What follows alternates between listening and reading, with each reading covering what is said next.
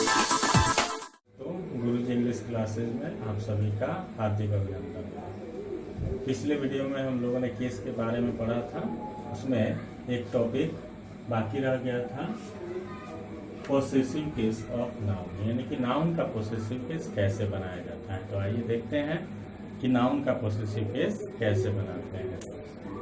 तो सबसे पहला नियम है कि सामान्यतः सिंगुलर नाउन में एपोस्ट्रोफी एस जोड़कर उसका पोसेसिव केस बनाया जाता है। एपोस्ट्रोफी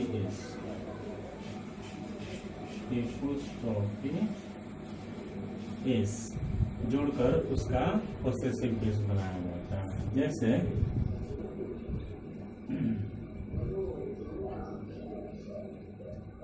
राम की गाय, तो यहाँ राम में एपोस्ट्रोफी एस जोड़ेंगे और गाय का हो गया काउच, तो इसका पोसेसिव केस हो गया राम्स काउच। दूसरा हो गया कि यदि प्लूरल नाउन हो और उसके अंत में एस हो तो सिर्फ एपोस्ट्रोफी जोड़कर उसका पोसेसिव केस बनाया जाता है। जैसे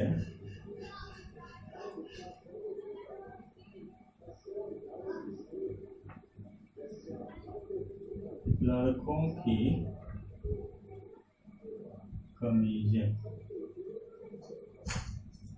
लड़कों का होता है बॉयज, तो इसमें पहले से एस है तो सिर्फ एपोस्ट्रोफी जोड़ेंगे और तब इसका कमीजे का लिख देंगे शर्ट्स।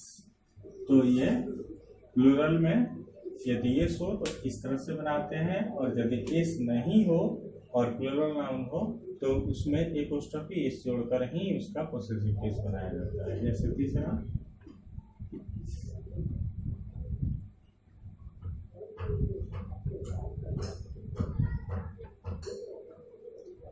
बच्चों के खिलौने, तो बच्चों का होता है चिल्ड्रन, जो कि एक प्लूरल वर्ड है, लेकिन इसके अंत में एस नहीं है, इसलिए एपोस्ट्रोफी एस जोड़कर इसका पोसेसिव केस बनाएगा। खिलौने का होता है टॉयज, तो चिल्ड्रंस टॉयज, यहाँ पर एपोस्ट्रोफी एस जोड़कर इसका पोसेसिव केस बनाया गया है। और चौथा नियम है कि ऑफ लगाकर वैसे नाउन का पोसेसिव केस बनाते हैं जो निर्जीव हो। जैसे फूलों का रंग, तो फूलों का रंग the colour of the flowers. इसमें ध्यान देना है कि जो बाद में रहता है उसका अंग्रेजी पहले बनाते हैं और उसके बाद का के लिए ऑफ लिखते हैं, और जो पहले नाउन दिया रहता है उसको बाद में लिखते हैं। तो ये है नाउन का पोसेसिव केस बनाने का तरीका। अगला topic replacing of noun means pronoun. तो सबसे पहले जानते हैं प्रोनाउन क्या है। प्रोनाउन की परिभाषा क्या है? वैसा पार्ट्स ऑफ स्पीच जो किसी नाउन के बदले में प्रयोग किया जाता है उसे प्रोनाउन कहते हैं। The word which is used in place of a noun is called pronoun. जैसे देखिए एग्जाम्पल में, Ram is a boy, he is honest। तो यहाँ राम नाउन है और इसके बदले यहाँ प्रयोग हुआ है ही, तो इसको हम लोग कहेंगे प्रोनाउन, क्योंकि ये राम के बदले में प्रयोग किया गया है। Sita is a girl, she is beautiful. तो यहाँ सीता नाउन है और इसके बदले में प्रयोग किया गया है सी, तो इसलिए ये हो जाएगा प्रोनाउन। तो आइए अब जानते हैं कि प्रोनाउन के कितने भेद हैं। तो प्रोनाउन के 10 भेद हैं। कौन कौन सा है एक एक करके देखते हैं। काइंड्स ऑफ प्रोनाउन,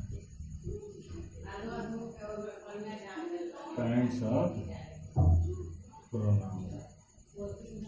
पहला इसका भेद है पर्सनल प्रोनाउन, पर्सनल प्रोनाउन वैसा प्रोनाउन जिससे पर्सन का बोध हो उसे पर्सनल प्रोनाउन कहते हैं। The pronoun denoting a person is called personal pronoun. तो पर्सन जो है वो 3 प्रकार का होता है। आइए जानते हैं कौन कौन होता है। पर्सन 3 प्रकार का होता है। तो पहला है फर्स्ट पर्सन। फर्स्ट पर्सन क्या है कि वैसा पर्सन जिससे वक्ता का बोध हो उसे फर्स्ट पर्सन कहते हैं। इसमें आता है आई, मी, वी, अस। सेकेंड पर्सन वैसा पर्सन जिससे श्रोता का बोध हो उसे सेकेंड पर्सन कहते हैं। इसमें आता है जैसे यू, योर, इट इज। और तीसरा है थर्ड पर्सन।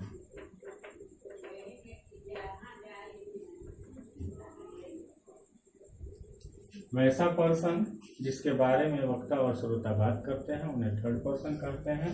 इसमें आता है जैसे he, she, it, they इत्यादि। तो ये सभी पर्सनल प्रोनाउन है। आइए देखते हैं इसका दूसरा प्रकार।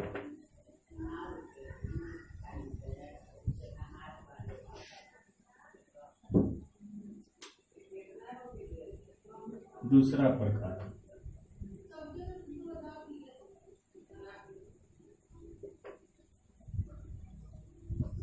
Possessive pronoun.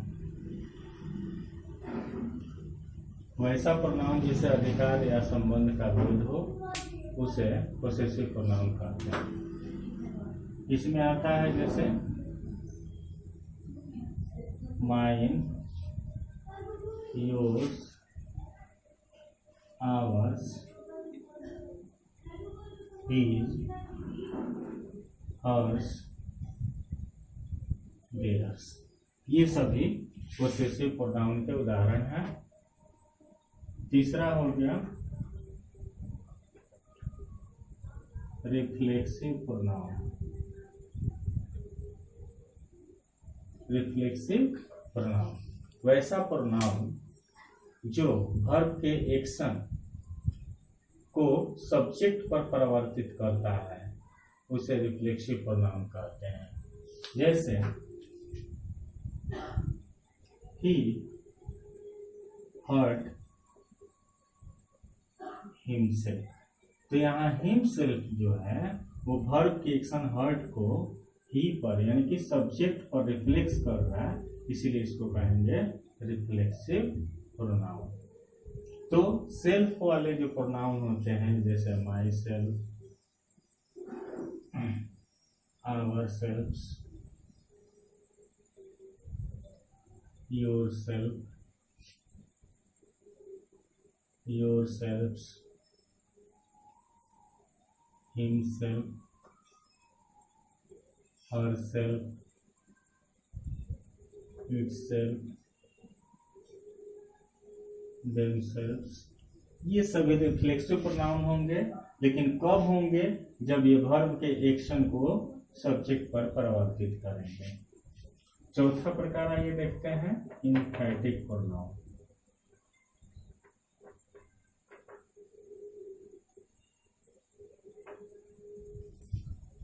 वैसा प्रोनाउन जिससे सब्जेक्ट या ऑब्जेक्ट पर जोर दिए जाने का बोध हो उसे इम्फैटिक प्रोनाउन कहते हैं। यहाँ जो आप देख रहे हैं रिफ्लेक्सिव प्रोनाउन, यही प्रोनाउन जो है जब सब्जेक्ट या ऑब्जेक्ट पर जोर देने का काम करते हैं तो उन्हें इम्फैटिक प्रोनाउन कहते हैं। जैसे आई डू माई वर्क,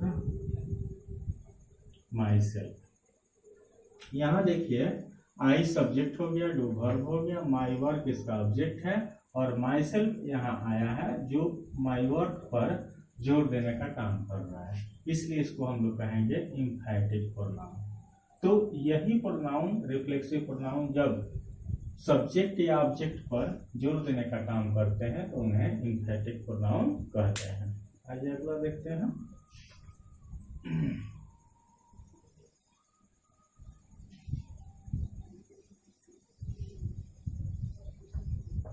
पांचवा नंबर,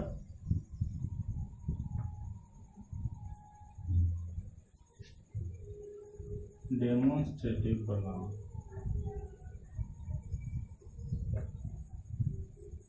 वैसा प्रोनाउन जिससे किसी नाउन की ओर संकेत करने का बोध हो उसे डेमोन्स्ट्रेटिव प्रोनाउन कहते हैं। इसमें आते हैं जैसे दिस, दीज, दैट, दोज। यहाँ दिस सिंगुलर में होता है, दीज प्लूरल में, दैट सिंगुलर में और दोज प्लूरल में। यहाँ ध्यान देने वाली बात है कि ये अगर अकेले प्रयोग होते हैं तो ये प्रोनाउन होते हैं और ये अगर नाउन के साथ प्रयोग होते हैं तो एडजेक्टिव होते हैं। जैसे देखिए दिस इज माई पेन, यहाँ दिस अकेले प्रयोग किया गया है तो ये डेमोन्स्ट्रेटिव प्रोनाउन है। लेकिन यही कहा जाए दिस पेन इज माइन, तो यहाँ पर दिस के साथ पेन का प्रयोग किया गया है जो नाउन है, ठीक इसके पहले दिस का प्रयोग किया गया है तो ये प्रोनाउन नहीं है, ये डेमोन्स्ट्रेटिव एडजेक्टिव हो जाएगा जो अगले चैप्टर में हम लोग इसको पढ़ेंगे। छठा हो गया डिस्ट्रीब्यूटिव प्रोनाउन। वैसा प्रोनाउन जिससे कुछ नाउन में से प्रत्येक का बोध हो उसे डिस्ट्रीब्यूटिव प्रोनाउन कहते हैं। इसमें आता है देखिए ईच, एवरी, आइदर, नाइदर। इनके साथ भी वही बात है, इनका प्रयोग जब अकेले रहता है तो ये प्रोनाउन होते हैं और ये अगर नाउन के साथ आते हैं तो एडजेक्टिव का काम करते हैं। जैसे each of the boys is present, तो यहाँ each अकेले आया है तो डिस्ट्रीब्यूटिव प्रोनाउन हो गया। लेकिन अगर लिखा हो each boy is present तो यहाँ पर each के साथ ये नाउन आया है, इसलिए इसको हम लोग डिस्ट्रीब्यूटिव एडजेक्टिव कहेंगे। तो ये हम लोग 6 प्रकार देखे, आइए देखते हैं 7वां प्रकार।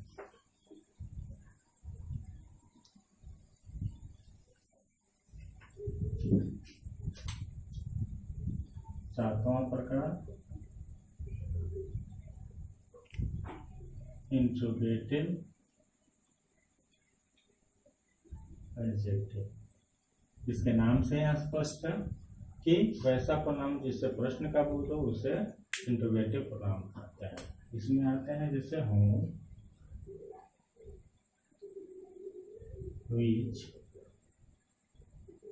whom, और इनके साथ वही शर्त है कि अकेले रहने चाहिए तभी ये प्रोनाउन है। जैसे पूछा गया हूँ आर यू, तो यहाँ क्वेश्चन है जिसमें हूँ का प्रयोग किया गया है जो कि इंट्रोगेटिव प्रोनाउन है। सॉरी यहाँ एडजेक्टिव लिखा गया है, इंट्रोगेटिव प्रोनाउन, ये इंट्रोगेटिव प्रोनाउन है। अगला है इंडेफिनिट